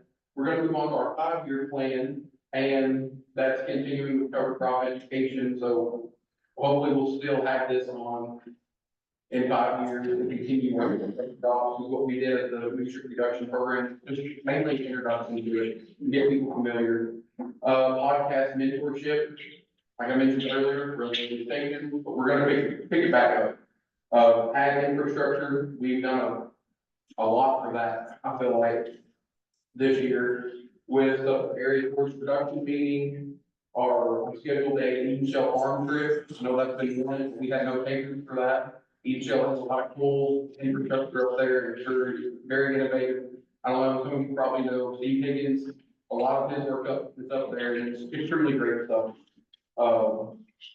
In the beginning farmer series, that's something, or farm design and layout was that topic, and they focused heavily on infrastructure. Empower and promote farmers who are leaders in conservation practices. This is something we try to promote those practices and those qualities that are good stewards of their land, whether that's having a field day at the farm, and hopefully in the future, when I met with my advisory council, I think we should have, that they wanted a field day. Well, hopefully we get somebody that is good stewards of the land, and we can promote them. Build awareness and protection for local waterways. This is something that is kind of done in a handful of different ways. One was again, the Nutrient Reduction Act with the conservation district. I think a lot of people found out how close they are to a stream, and really what was the state of the waterway in Boyle County. Some of our creeks and different streams. The Earth Day moves this room as well as all that way to be available and open during Earth Day with all kinds of information, as well as I said on a resilient Boyle group that focuses on just the environment of Boyle County. Looking forward to our 10-year plan, stable and established staff. I'm still here, I haven't quit yet. That's good. Yeah. And we've only added people here, we've not subtracted, so that's good. We've actually had to add more people. So we filled all of our offices. Multi-generational farming program. That's something I've had a lot of interest in. I quite haven't figured out how to do it yet, because there's a lot of moving pieces to it. And getting the tie-in of the established farmers, that's gonna be the mentor to do it. And then the latest training and technology. We try to do that with some programming, but also the biggest event that we do is the farm machinery show truck, because it's gonna be new technology, it's gonna be there. And then so that's what gives producers an option to see what's out there. But the inputs That's what I've done, comments, concerns. Good job, Tyler. Okay.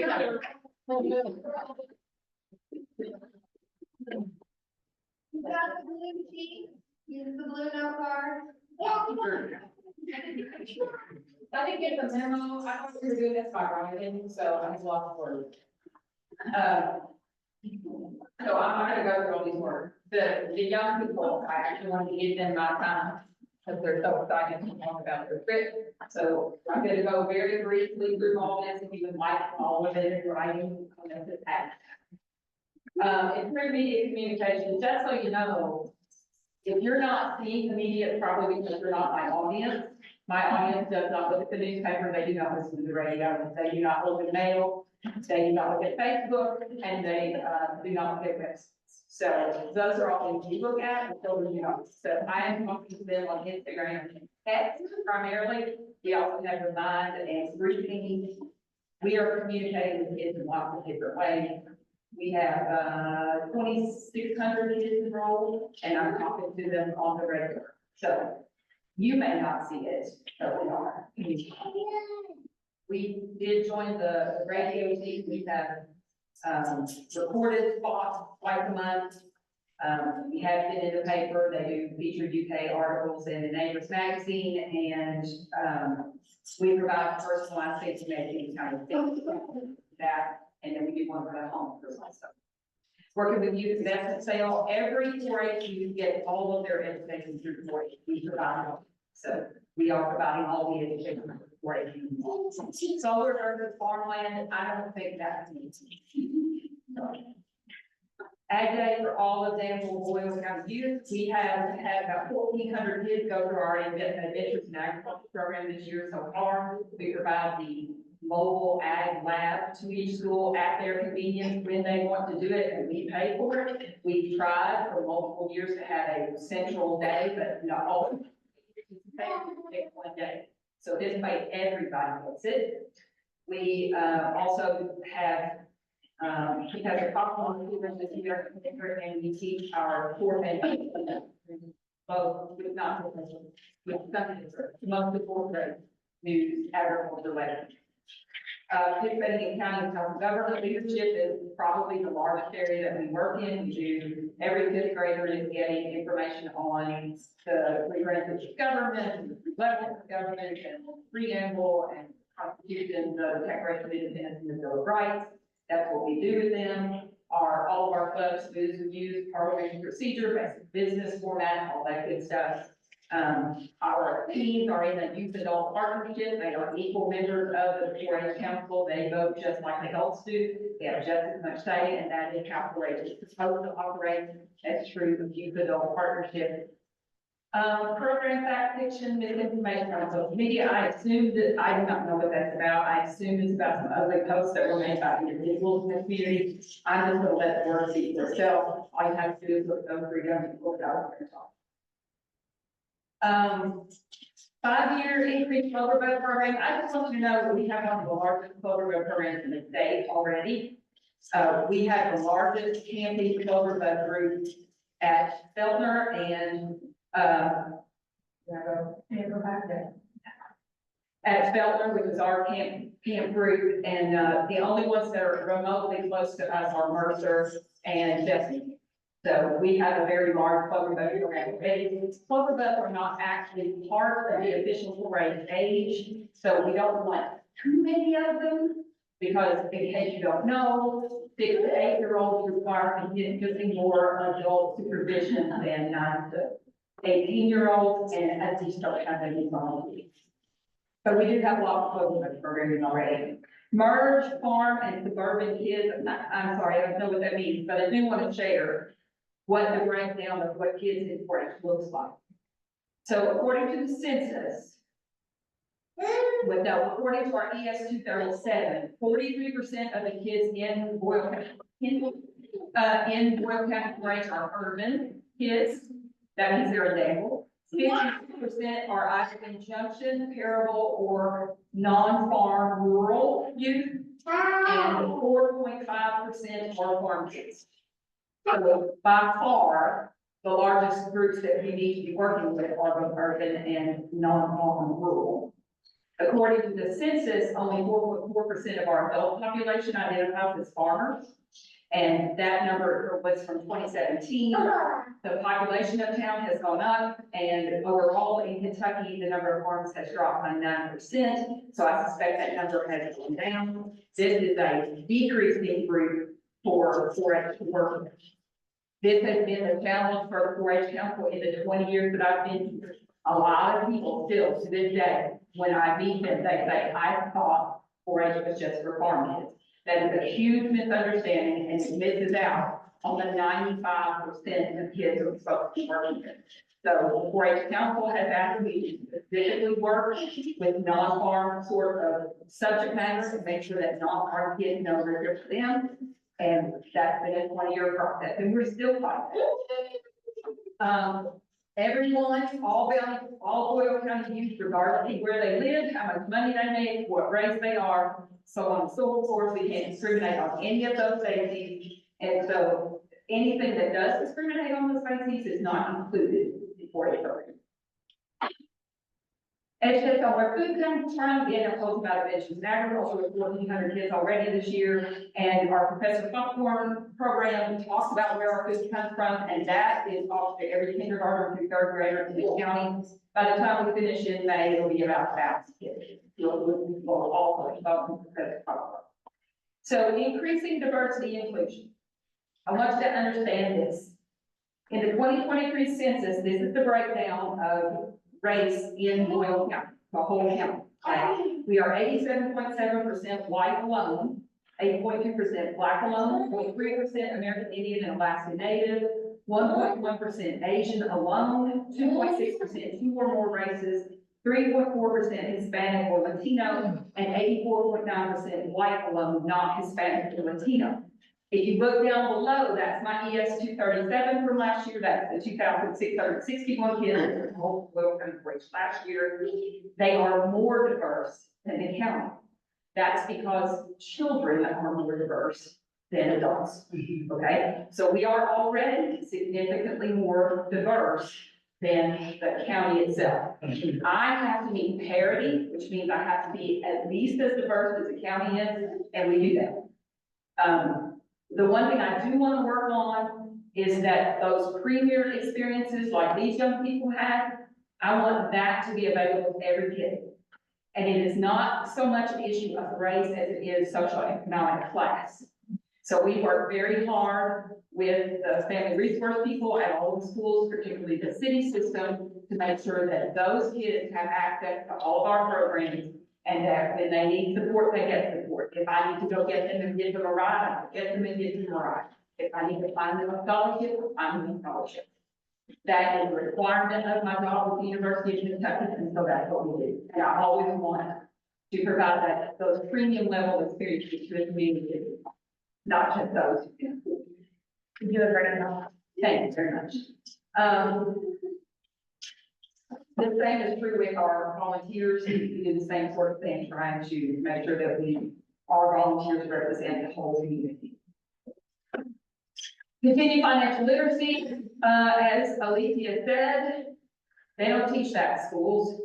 When I came here, we did probably 1,500 kids a year in financial literacy. We currently do 0 now in the schools. They don't want it. They don't want reality store. They don't want financial education lessons. They don't want it.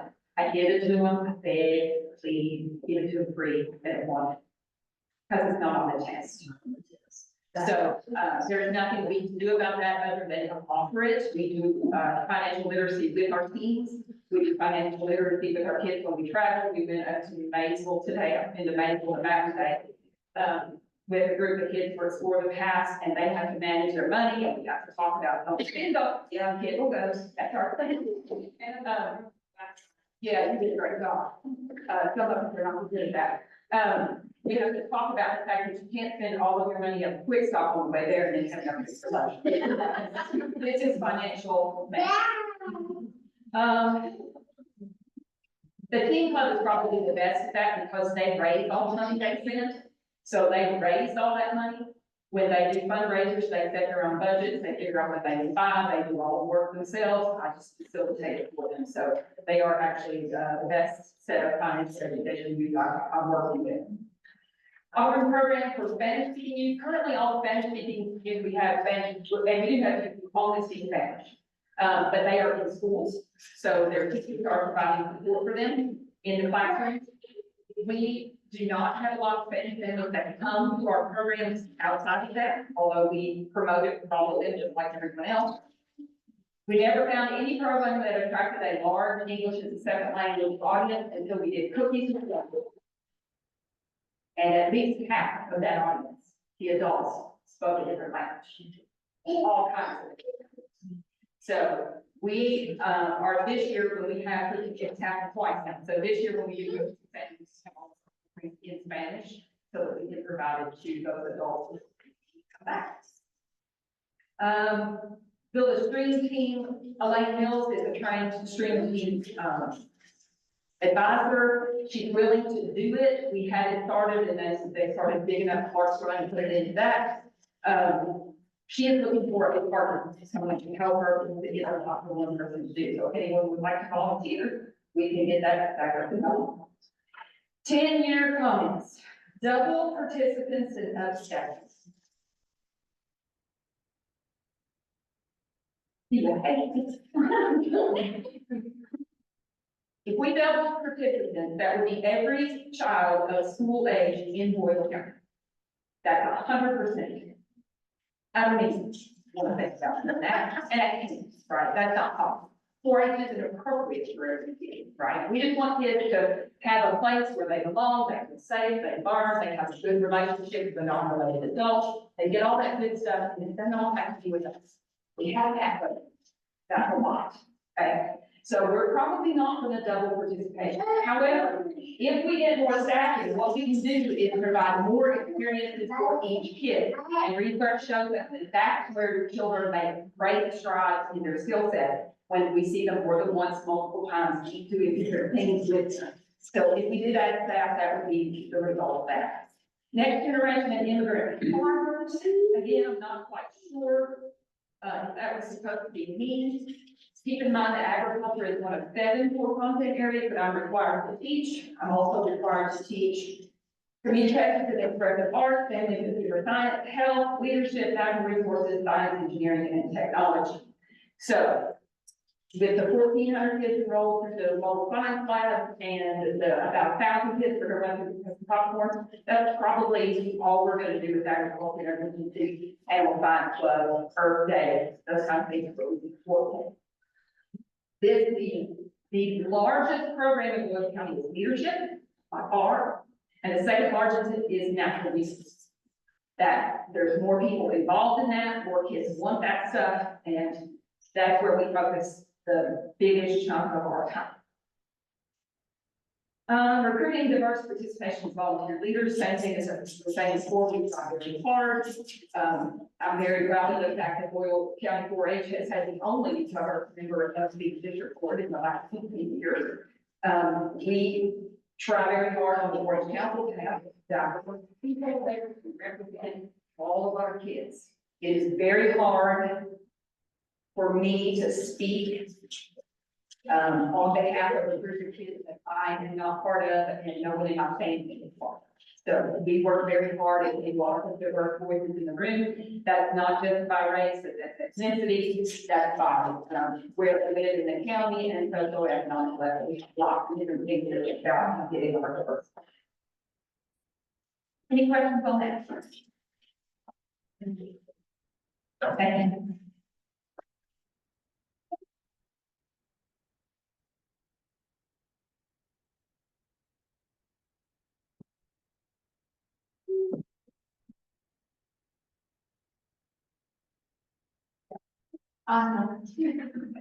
Nope. Okay, opening the floor for discussion. Any thoughts you all have in general? I feel the need to say, this isn't all we do, these are just the things directly in response to what you wrote down. There's a bunch of things I do that weren't out there. Same. Anybody want to voice anything, or y'all, everybody's quiet tonight? I understand. Well, I think that's like, I thank you all for trying to address everything we put up there. It takes an active time on the state God for you all to try to address everything we ask you to do, and my hat is off to you really to do. Thank you. All right. I just personally want to say the classes I've been to, and I've been to quite a few, I really enjoyed it. I really learned so much. I mean, we learn from canning from farming to forage to trees. I mean, I learned anything that was successful on my farm was due to, you guys. Somebody report that. We said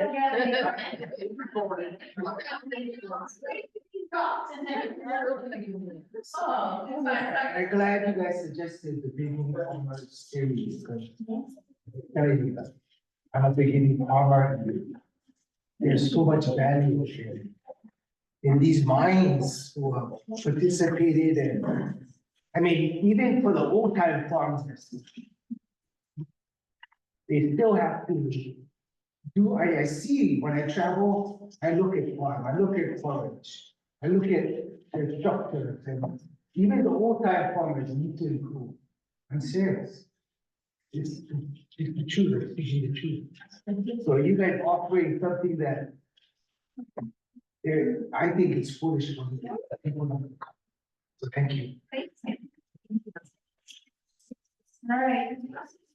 Well, I just wondered, do we have anything on that talks about the buildings and grounds, use of it in a 10-year plan? Was that part of that? Part of this, well, it wasn't written down on any of our sheets, so we are happy to do that. I mean, that's up to you all. This is your facility, the district board makes up, decides how money is spent for this facility, but CEC wanted this facility and the CEC planned it. So anything you all want to see with that, we're happy to. Oh, and I hope that you all are still receiving our monthly CEC emails. They're, kind of a little update each month like we do here for this group. They also include, recent numbers of numbers we've had in the building, meetings and things like that. Barry does a really great job, our facilities manager, of keeping track of that information. So if you ever want to know how many people are using this space and, how often and for what, we'd be glad to give that to you. Barry keeps that, and he provides, we send it out in our, monthly newsletter. If you aren't receiving our CEC newsletters each month, please let us know before you leave today, and we'll make sure that you're added to that email list. It might also be in your spam folder, because it goes through a mail service and it will go to your spam folder. One thing that I would like to bring up is on the newsletter, and I don't know if I'm reading what I've got right or not, but a lot of it was what had already occurred. Some of it will be And what not- has occurred, and some of it will be upcoming, depends on who you're. Yeah, so are those put out monthly? So maybe if we could be, really, really average, and that way we would know what to, talk to the folks A about. little bit of both, Yeah. so, but yeah, absolutely, with that, and some of it, I just released my class list, so you wouldn't have seen mine necessarily yet. But yeah, it's a really good one. I apologize for the noise. She is near bedtime, and she is self-soothing by the repetitive noise called stimming. If anybody wants the education on that, I'm happy to provide it. I would do that. But no, I mean, I self-soothe with a hot bath and a glass of wine. She does with me. That's fine. She might, I mean, it doesn't, if it bothers anybody, let me know. If not, she'll just do her thing and stay quiet. Okay, all right, perfect. So, is that all we needed for the review of the plan of work and advisory council and all that jazz? Yes, unless anybody has anything further, we will accept, we'll pick up your more parts after the meeting. And you can bring those up here or up to the agent, whatever you choose. All right, so that brings me to the facility policy update with Margaret. Leah. Gonna drive it up there, Tyler, you want me to? What's that? So are you gonna? Are you gonna drive it up there? While he's getting set up, I just want to let everybody know that, this is just an update. The county extension council does not have any actionable motion, items for this, update. It is just really kind of letting us know what they proposed and then getting our feedback so that when they do present it to the district board, the district board can then hear from what the county extension council says. I do sit on that district board and I will pass along any information that is, given from the CEC, that day. I want to hear your input, is what I'm saying. All right, take it away. All right, under, Tyler's guidance with the group that met, Ray, Russell, Kathy, myself, Danny. Maybe people. Barry. Got together and went through what used to be called medium of policy. We made a whole lot of changes. We did a red line and you could not see what was going on. Mainly because everything was moved, tried to put things that were together, that were similar together, so it made more sense. You know, parking was on page 3 and parking was on page 7. So it's all parking stuff, yeah. So it was not helpful, you all would not have been able to look at a red line because it's so basic. So we have highlighted on here the changes that we've made. One of the first changes we made was to the rental fees. Before it was $25 and $50, and we increased it to $35 and $75. We discussed doubling it, just because we looked at the cost of what it actually was to furnish the room, the coffee, the supplies, the paper cups, the napkins, the people to clean after, you know, to move the tables, set it up as we needed, all the things. But we thought that a large jump would not be palatable, so we're making a suggestion that there's a baby increase in price, with future increases as necessary. We also talked about animals. At first, it said no animals in the building, period. Animals were only allowed, you know, in the pavilion.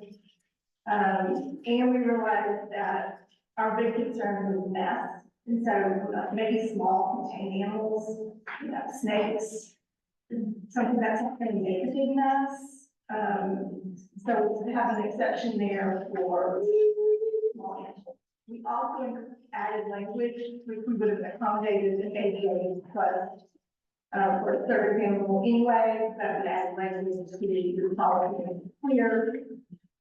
So let me make this clear. So you've suggested that number 10, scroll down a little bit. Pushing the button. It's not working. Okay, so that you cannot have any live animals in the outside pavilion. All my animals are outside. If you have a program with live animals, it's outside. Is that, okay, can be outside. Okay, good. However, small animals could be accommodated in this building with an exception. Yeah, but small animals is aged. Yeah. Yeah. What about service animals? That's the next thing for that, we added that language, so the animals can be here for educational workshops, or to accommodate ADA, which would be your service animal or under Kentucky law, certain emotional supporting. When we put some life things together, we had some language on cancellation that had a 48-hour notice, and we had some language that required 7-day notice. So we put it together and we decided 48 hours notice on cancellation, because, you know, 7 days before, you probably not started arranging the room or doing anything to get ready for it. So we thought 48 hours was sufficient. We had a lot of discussion about selling the merchandise, and I don't know that everybody on our committee was in accord on this. The previous policy said no selling of merchandise, but you know that there have been exceptions before. And, you know, the big section of the farmer's market meets out here on rainy Saturdays during the summer.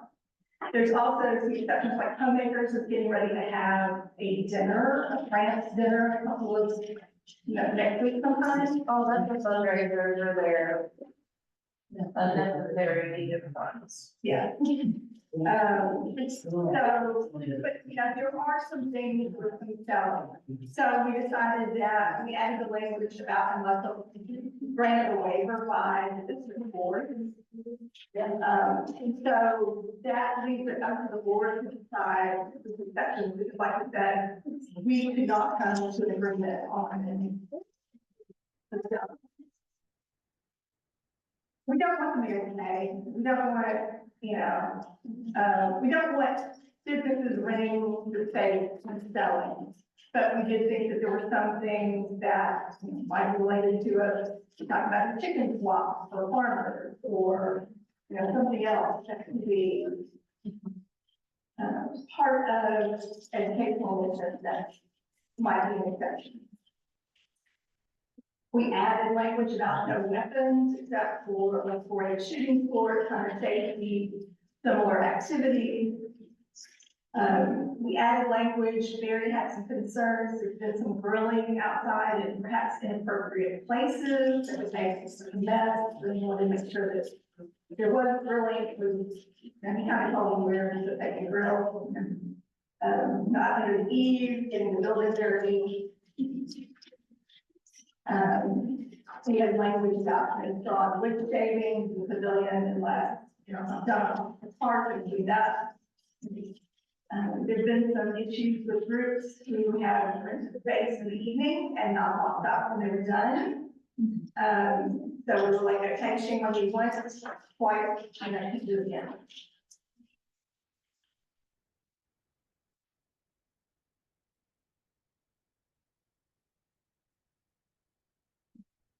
Is that it for changes? That's it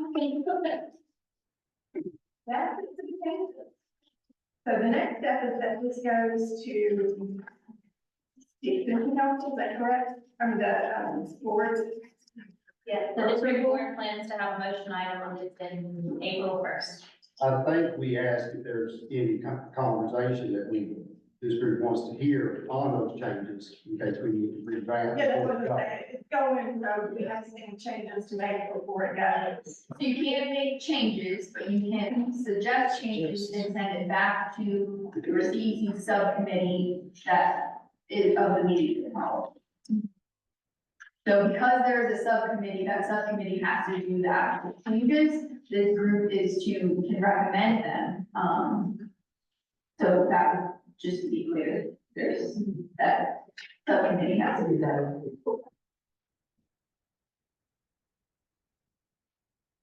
If we added vaping, that's not in yellow, but we did add that. I was just smoking, no smoking, and vaping. Smoking and vaping, number 10. Like I said, when we did all the changes, it was kind of hard to read, so I didn't miss that. And I was part of that, and I just want to throw it out there. I've got an email from Russell and myself. We were quite adamant about not having this facility used for sales for profit. Fundraisers are entirely different. If it's for a personal profit, we do not need to open that door. And I honestly don't think we need to ask the district board to make that decision, because they are just opening themselves up for some do, some don't, what is, what's not. So if you do that, you totally take out the farmer's market. And they're only out there on rainy days, Exactly. and they can find a vegan grant somewhere to be put up like every other county. But if we want to get people right out here looking at using this facility, a lot of people don't even know what this facility is about. That farmer's market's one way to do that. And that's very non-invasive what they're doing out there. I'm just pointing out, once you open that door, it's open, and we are open for business. Oh, You either all in or you all out. Can you scroll back to that way we have it for you? And I don't think we need to put the district board in that position. we can start. Our whole purpose is to make the community more aware of this building. Is it not? So you wanted to open up for everybody to make money? No. Personal money? No.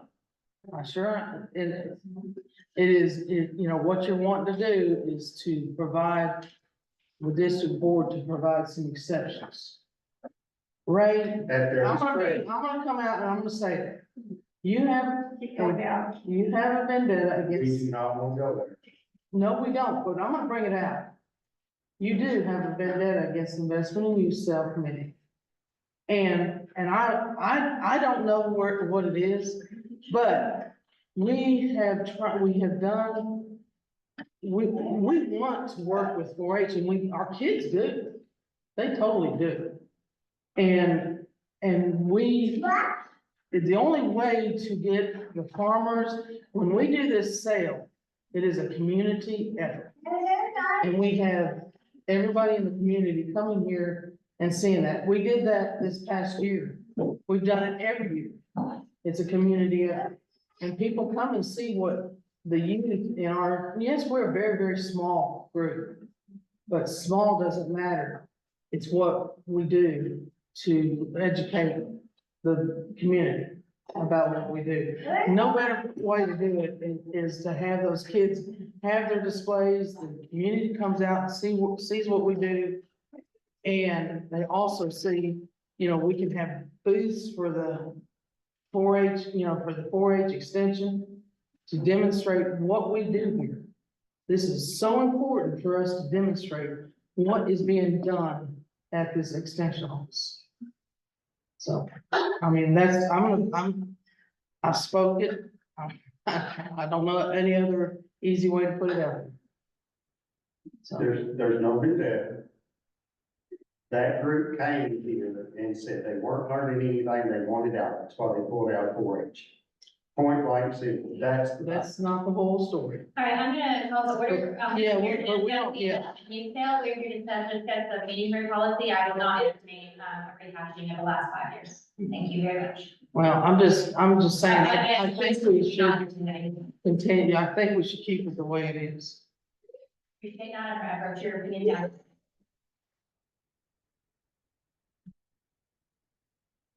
Okay. Any other opinions?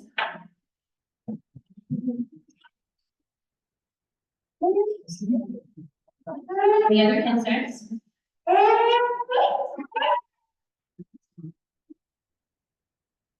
Is it the understanding that this committee is an advisory committee to the board? Yes. To the board, okay. So this committee cannot vote on anything to change or whatever, that goes to the board and the board does it. As I previously stated, yes. Thank you.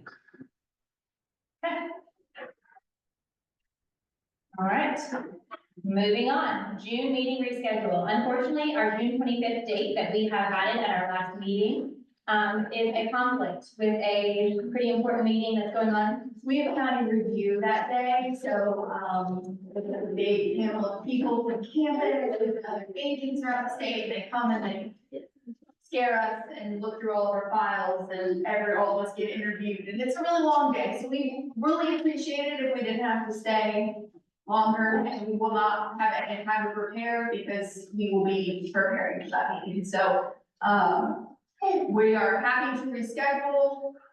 You know, we already have the October meeting, so if you all want a summertime meeting, definitely not, we apologize.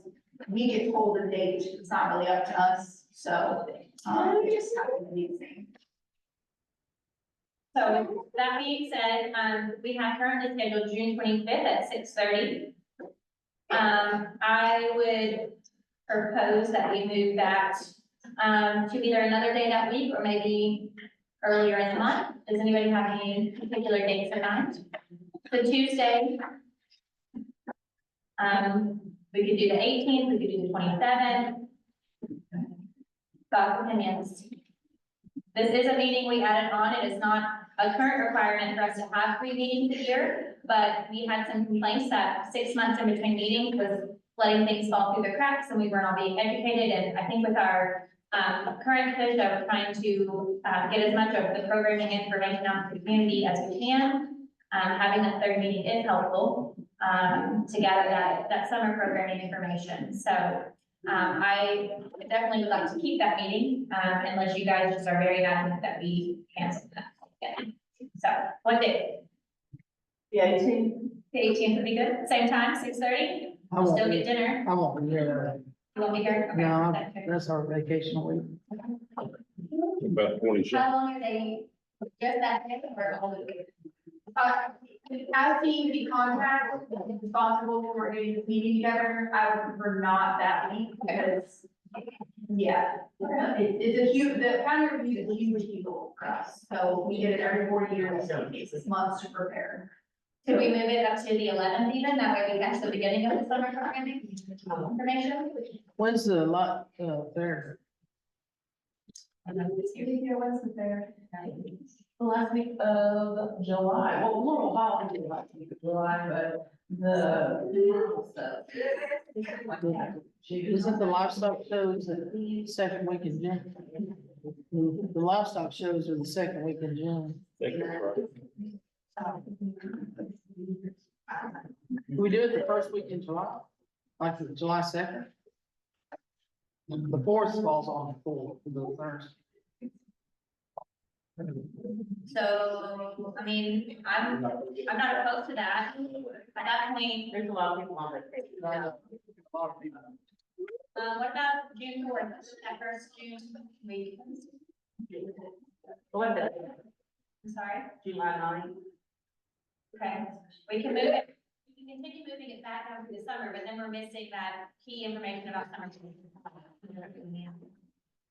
So we have a lot of people like you that roll off at the end of June. That, I'm sorry, could you repeat We've that? got a lot of people whose terms end at the end of June. So if we move the meeting, I think we'll have fewer of those and we still need to, I guess, have. We'll still have quorum even when we have, if there's a 3 or 4 that will take off, so we should still have quorum. Supposed to be on the Tuesday? I was wondering if June 27th is the same week, but. I asked that we didn't do it that day. Oh. So the only conflict I've heard is for Beth on the 18th, is that correct? Does anybody else have a conflict? I've heard multiple conflicts. Well, I do on the 11th, but Okay, so you have one on the 11th. somebody Beth has mentioned the it's 4th, I mean. June 4th. Oh, sorry. I mentioned June 4th. Oh, okay. Yeah. All right, so I think our options are kind of June 4th and June 18th. Okay, so June 4th. June 4th? June 4th. June 4th. All right, What, you want me to go on license? Yeah. Okay, so tell them what happened. We have 6 meetings. okay. So June 6th, can we do that Thursday instead? We'll be on. I go down the whole week. Okay. Summer is hard. I know. Okay, June 13th. June 13th, going once. I won't be here, but. Thank you for that, Phyllis. Anybody else June 13th conflict? That's the county fair. And there anything conflict? Did we pick it? Did we ask about the 11th? The problem with that week, I think, is the livestock shows. So why can't we do these? The only, Like that I'm the only and, one. that will not be here. You know, if that's the only day all of us can do it, then why can we not, can we really not do it 18? As far as I can agree, I think that I can have somebody who's like that day. Give you a little bit of break. If the 13th not good. No, because that's livestock shows. Oh, okay. I think, I don't know. I'm assuming they are. Anybody go? The 20th? That's a Thursday. I don't hear that. Yeah, oh, Yeah, we're not gonna do that. All right, 20th. Camp orientation all over the wall. Okay, never mind. Yeah. All right, well, The county fair shows on 15th and 19th is 21st. okay, so the week before then, would it be like that? Okay, yeah, this would be quite the impossible situation. I'm not that figure. So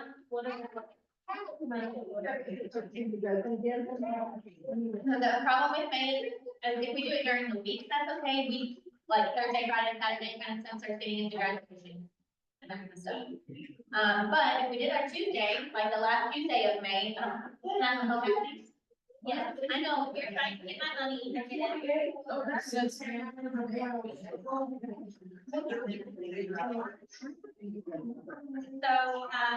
So, June 11th, that week is not, the livestock shows, May 27th, Ray just said that the livestock shows aren't that week. okay. So that would, but they have. Hey. 11th to 13th is work. Yeah, 11th to the 13th is work. Okay, so open back up to June 11th, I think that was the only conflict I heard on June 11th was livestock, so June 11th. Team conference, so that would just take you out. So that will be it. Okay, June 11th, work for everybody else. All right, we are moving that June 25th to June 11th, do we have to have a vote for that? Sure. Okay, can I hear a motion? Okay. Thank you, Margaret. I'll start. Thank you, Deanna. And that's a motion to, I'm sorry, to approve that date.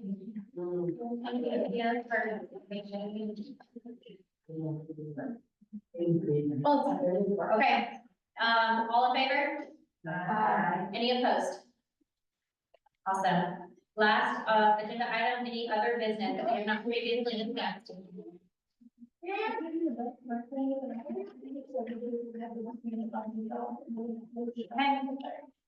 I'll entertain a motion to, conclude this meeting. Motion to adjourn. Second. Ray and Mark. All right, I'll. You know, like, so thank you. Thank you. All right, guys, I will see everybody June 11th. Thank you for making my first meeting, second meeting happy.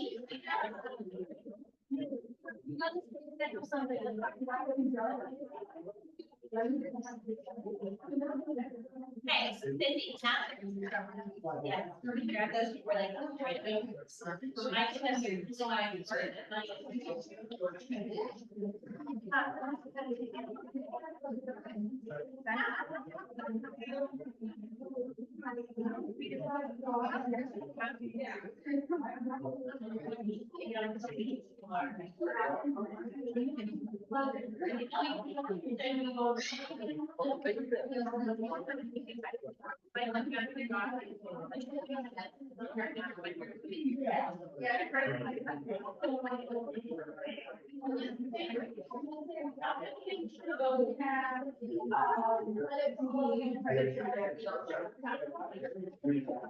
So.